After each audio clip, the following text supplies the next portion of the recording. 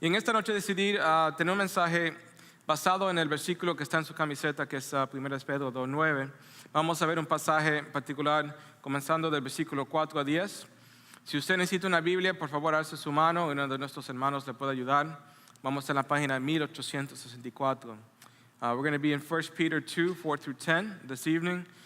Title of the sermon is Chosen, based on the t-shirt that our youth wear. If you want a Bible in English, they're in front of you. If you want them in Spanish, raise your hand. Otra vez vamos a estar en Primera de Pedro. La semana pasada también tuvimos Primera de Pedro. Estamos haciendo como una miniserie. Vamos al capítulo 2, versículos 4 a 10, y después nos vamos a enfocar en particular versículos 9 y 10. Dice así la palabra de Dios. Cristo es la piedra viva, rechazada por los seres humanos, pero escogida y preciosa ante Dios. Al acercarse a Él, también ustedes son como piedras vivas, con las cuales se está edificando una casa espiritual. De este modo llegan a ser un sacerdocio santo, para ofrecer sacrificios espirituales que Dios acepta por medio de Jesucristo. Así dice la Escritura: miren que pongo en Sión una piedra principal, escogida y preciosa, y el que confía en ella no será jamás defraudado.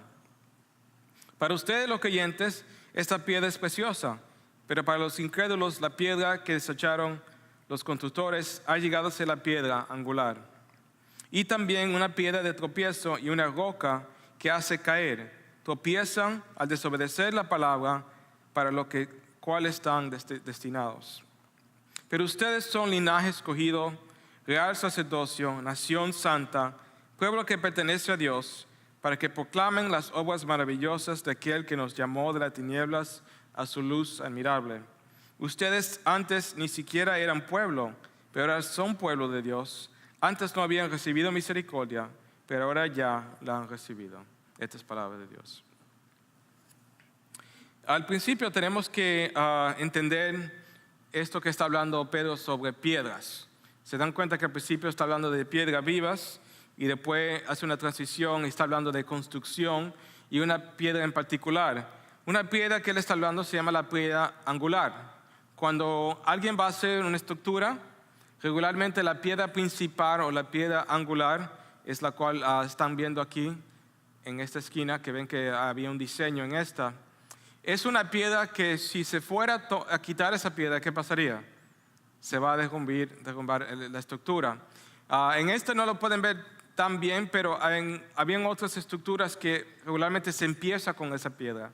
En inglés se llama el cornerstone, o la piedra de la esquina, la piedra angular o la piedra principal. Esta piedra es importante cuando uno va a hacer construcción, y muchas veces ponían adornos, o la gente ponía la fecha para ver cuándo se construyó ese edificio, o inscribían algo, porque sabían que esa piedra iba a estar ahí por siempre. No importaba qué pasaba a otras partes del edificio. Si esa piedra se fuera a mover, bueno, la estructura totalmente es posible que se fuera a derrumbar. En otras estructuras, como un arco, la piedra se encuentra, como pueden ver aquí, en la roja, en el centro. Como pueden ver, obviamente, si esta piedra se fuera a mover, el arco se cae totalmente. Esta piedra es la piedra fundamental al comienzo de la construcción de un edificio. Aunque Cristo fue rechazado por Israel, fue reconocido como la piedra angular de la iglesia. Los discípulos de Cristo, que después comenzaron la iglesia, ellos varias veces en el Nuevo Testamento, como pueden ver en Hechos 4:11, dicen que Cristo es esta piedra. En el texto que leímos esta mañana, en esta tarde, Pedro hace referencia a un texto en Isaías, porque ellos se daban cuenta que una profecía se había cumplido, que esta piedra, que era la piedra principal, la piedra que era la fundación de todo, se había cumplido en Cristo. Para verlo de otra manera, ellos decían, bueno, como vemos en el texto, que esta piedra era ¿qué? Escogida y preciosa. Y es obvio, es muy obvio en el texto que él no está hablando literalmente de una piedra, él está hablando de Cristo como la fundación de todo. Si vemos otra vez el texto, comenzando el versículo 5, dicen, también ustedes son como piedras vivas con las cuales se está edificando una casa espiritual. Él está haciendo una comparación, ¿no? Él dice, bueno, de la misma manera que se hace una estructura física, imagínense una casa espiritual. Y estas piedras, ¿quién son? Somos nosotros, son la iglesia. Pero para poder tener la iglesia, para poder tener este cuerpo que somos nosotros, tenemos que comenzar ¿con qué? Con la piedra principal. Y esta piedra es viva. Y esta piedra es escogida y preciosa, es lo que dice él. Dice, de este modo llegan a ser un sacerdocio santo para ofrecer sacrificios espirituales que Dios acepta por medio de Jesucristo. Y después dice el texto de Isaías que es escogida y preciosa. Bueno, tiene sentido, ¿no? Si uno va a hacer una construcción, tiene que tener esta piedra principal. ¿Quién de mente cogería esta piedra y la quitaría? No tiene sentido, ¿no? Todo el mundo obviamente se daría cuenta que esa piedra es importante. Pero si miren otra vez el texto que estamos leyendo, dos cosas pasan a recibir esta piedra. Versículo 7. Él dice, para ustedes los creyentes, esta piedra es preciosa. Pero para los incrédulos, la piedra que desecharon los constructores ha llegado a ser piedra angular. Y también una piedra de tropiezo y una roca que hace caer. En otra palabra, él dice esto. Hay dos opciones. Algunos van a confiar en esta piedra, en este principal que es Cristo, y otros lo van a rechazar. Una de las dos cosas va a pasar. El que confía, obviamente, ¿qué? Va a tener una buena fundación. Hasta Cristo habla de esto en una parábola, ¿no? Que el que hace en la casa, en la roca, puede con la tormenta cuando viene. Pero otros, en oír esto, aunque tiene sentido y todo lo que hemos hablado de construcción y que si se quita se va a caer, lo van a rechazar. Es como cuando están jugando este juego, ¿no? Me imagino que todos han jugado el juego de Jenga, ¿no? El juego de Jenga es bien fácil. Se comienza la construcción, se ponen los palitos, ¿y cuál es el objetivo del juego? Bueno, yo comienzo a quitar un palo, uno a la vez. Uno a la vez comienzo a quitar los palitos, y después tu turno, después el tuyo. Y todo ¿qué pasa? Nos comenzamos a tener nervio. ¿Por qué? Porque sabemos que cuando uno comienza a quitar pedazos, la estructura, el balance, la fuerza de la estructura, ¿qué pasa? Se va a decaer.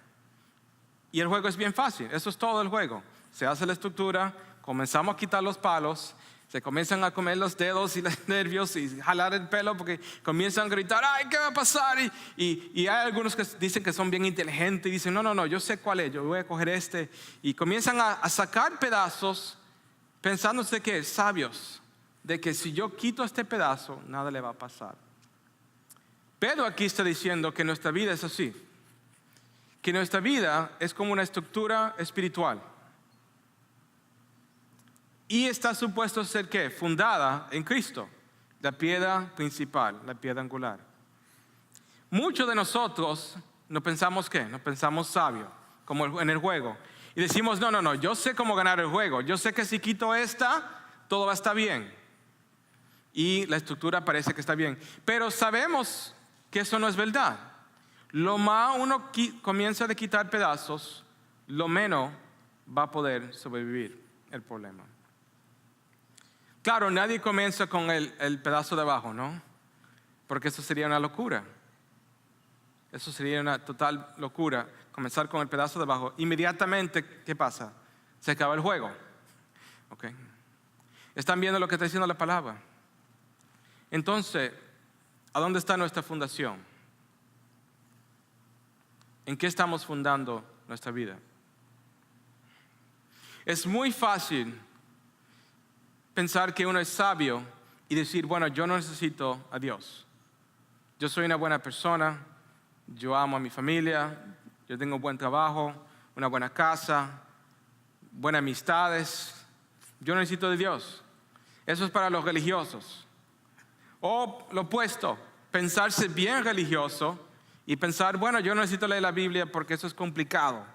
El pastor dice aquí, busca este libro, el otro, yo no sé dónde están los libros. O decir, bueno, si lo dice el pastor, bueno, es verdad y no necesito estudiar. Yo voy a la iglesia, pero voy cuando me da la gana y comenzamos a hacer ¿qué? Comenzamos a quitar pedazo por pedazo por pedazo. Y si han jugado el juego y se dan cuenta que hay una estructura, una torre con muchos huecos, no es bonita. Parece como que si todo está bien. Pero es obvio que hay un problema. ¿Me están dando cuenta de lo que estoy diciendo? Y nuestras vidas fácilmente son así. Nos jugamos el juego de la vida en una fundación falsa, perdiendo varios pedazos y rascándonos la cabeza diciendo, pero ¿qué está pasando? Cuando nos falta lo más precioso. Y es porque Pedro, él no pone una línea en el medio. Él dice, mire, estás de un lado a otro. Aceptas a Cristo, eres un creyente y aceptas que esta piedra es preciosa, ¿o qué? O rechaza a la piedra y estás en qué? Desobediencia. Y esta piedra, ¿y qué pasa? La piedra de Cristo se vuelve que tropiezo. Tropiezan en Cristo. ¿Qué significa eso? Que no pueden ni entender las cosas del Señor, porque ni la aprecian y ni la quieren. Todos nosotros estamos de un lado a otro, todo el mundo en este cuarto. Apreciamos a Cristo, comenzamos con Él como nuestra fundación, como cantamos esta noche, y pensamos que Él es precioso y escogido y el centro de nuestra vida. O lo rechazamos y comenzamos a hacer nuestra propia fundación. Y eso no va a durar. ¿Cómo sabemos qué lado hemos cogido? ¿Cómo sabemos si de verdadmente hemos puesto a Cristo como nuestra fundación? Bueno, las cosas que hacemos y las cosas que decimos y lo que creemos habla mucho de lo que está aquí en nuestro corazón. La Biblia dice simplemente que nos conocerán por nuestros frutos, por lo que nosotros amamos, por lo que nosotros gastamos nuestro dinero y nuestro tiempo. Fácilmente en lo que gastamos nuestro dinero y nuestro tiempo es lo que amamos. Y muchas veces es lo que se vuelve nuestro Dios. Si no hay prioridad de Dios en nuestras vidas, la fundación comienza a moverse. Y cuando viene el crisis, cuando viene el problema, cuando viene el estrés, lo encontramos que así temblando y se va totalmente derrumbar, se va a caer. ¿Cómo sabemos qué lado estamos? Bueno, la solución está en esto. Sabemos en qué lado estamos si somos escogidos. Si somos personas que hemos puesto nuestra fe en Jesucristo. Si somos personas que creemos en el Evangelio y de verdadmente hemos dicho, eso es verdad y eso es verdad para mí, el Señor de verdadmente me ha salvado, me ha escogido y lo vivimos como que si es una realidad. ¿Cuál es el Evangelio? Simplemente es esto, que todos nosotros somos pecadores separados de Dios. No podíamos salvarnos por nuestras propias obras. Dios mandó a su Hijo Jesucristo para ser perfecto, para hacer el trabajo que nosotros no podíamos hacer, para morir en una cruz, para ganar contra el pecado y la muerte, derrotando a estos dos enemigos y proclamándose rey por siempre.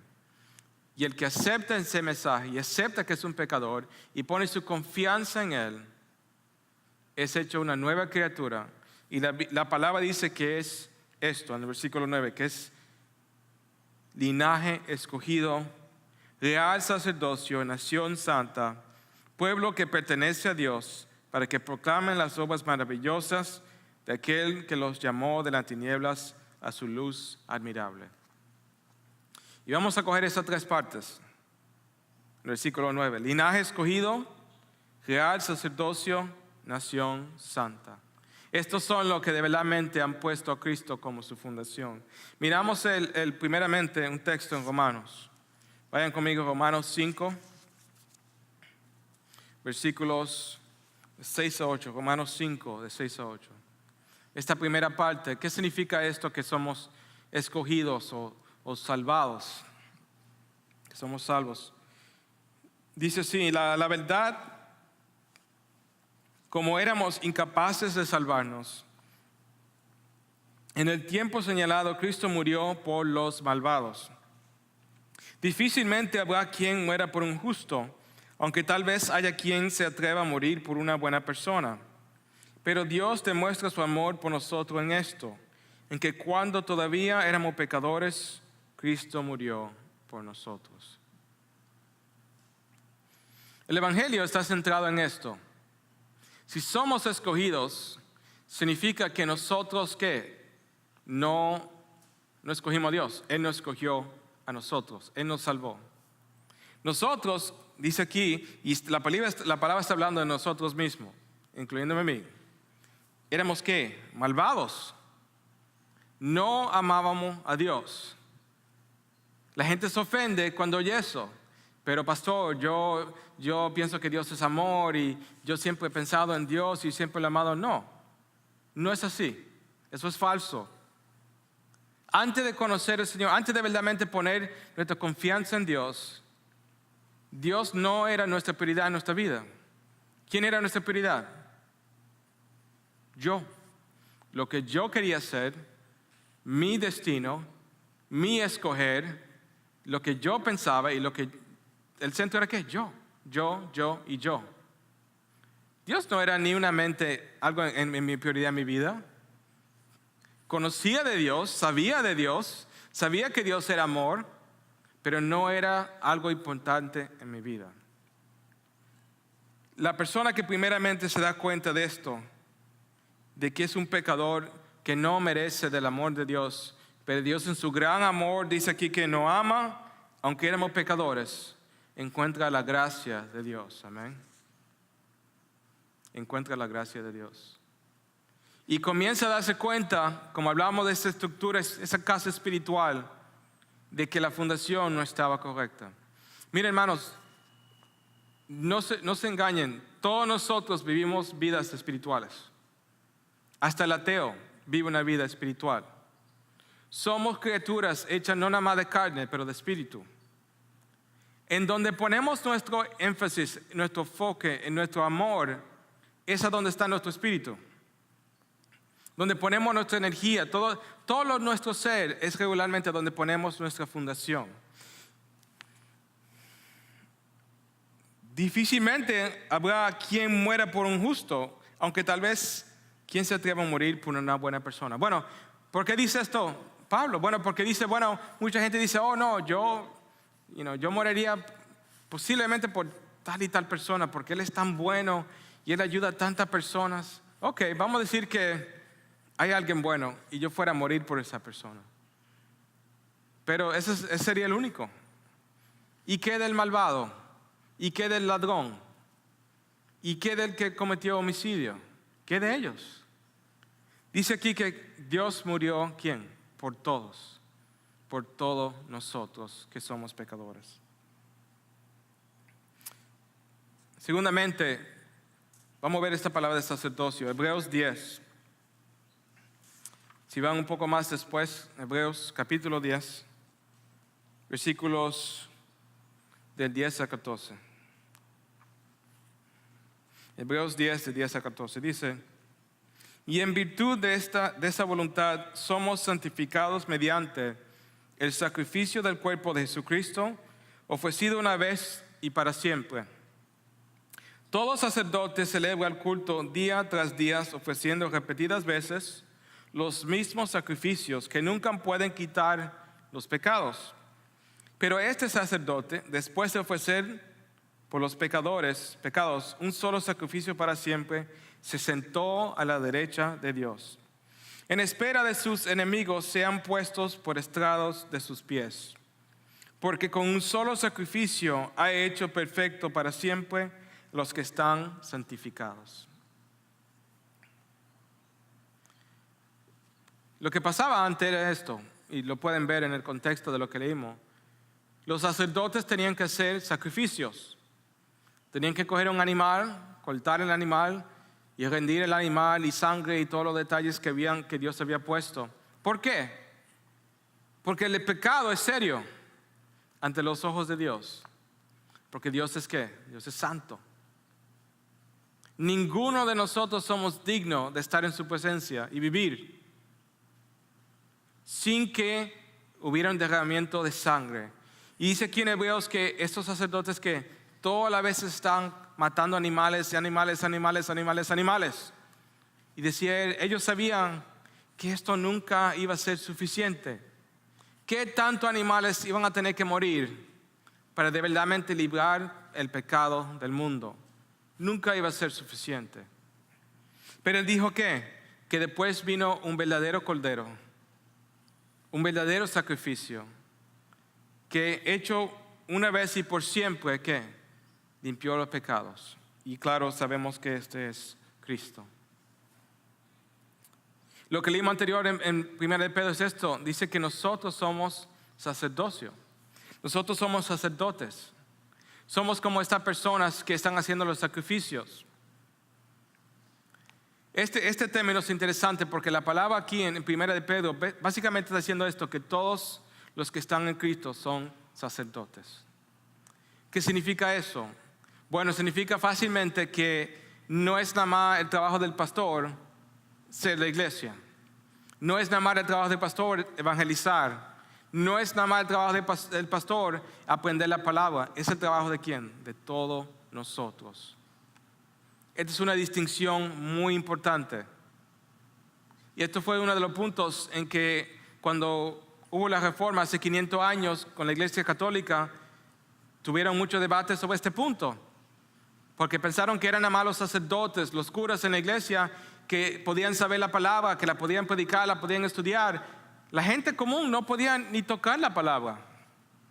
Y cuando comenzaron a estudiar la Biblia, dijeron, mira, aquí dice claramente, 1 de Pedro 2:9, dicen que ¿qué? Nosotros somos sacerdotes. Somos una nación escogida, sacerdocio. Lo cual significa que a cualquier tiempo tenemos acceso a Dios. Miren, hermanos, esto es algo que a veces me da tremendo miedo y tremenda humildad. Que a cualquier momento yo puedo hablar con el Dios del universo. Cuando comienzo a pensar que yo a cualquier momento puedo hablar con el Creador que hizo los planetas, las estrellas, los cometas, todo, los océanos, las grandes montañas, y puedo decir, hey, tocarle la puerta y decir, papá, estoy preocupado sobre esto, quiero hablar contigo. Eso es increíble, hermanos. Eso es increíble. Y eso es simplemente lo que dice aquí la palabra, que el que ha puesto su fundación en Cristo, el que está haciendo una casa espiritual fundada en Él, es un sacerdote también. Y a cualquier momento tiene acceso al Padre del universo. En Romanos 12:1 dice que nosotros tenemos que hacer un sacrificio diario espiritual. ¿Por qué? Porque los sacerdotes representan a Dios, hacen ofrendas y sacrificios. Si es verdad lo que está diciendo aquí, y miren otra vez en 1 de Pedro 2, dice, ustedes son linajes escogidos, real sacerdocio, nación santa, pueblo que pertenece a Dios. ¿Para qué? Dice que ¿para qué? Para que proclamen las obras maravillosas de aquel que los llamó de las tinieblas a su luz admirable. Y esto no tiene nada de significado sin el versículo 11, que dice, ustedes antes ni siquiera eran pueblo, pero ahora son pueblo de Dios. Antes no habían recibido misericordia, pero hoy ya la han recibido. ¿Quién no quiere recibir misericordia? ¿Cómo uno se siente cuando alguien tiene misericordia? Se siente así como que le han quitado ¿qué? Un tremendo peso. Wow. Yo sé que yo tengo esta deuda. Yo sé que yo tengo que hacer esto. Pero esta persona me ha perdonado. Esta persona ha tenido misericordia conmigo. Eso es lo que dice la palabra. Que cuando nosotros entendemos eso y entendemos que somos sacerdotes, entendemos nuestra responsabilidad de representar a Dios y hacer sacrificios vivos diariamente, con nuestra vida diariamente.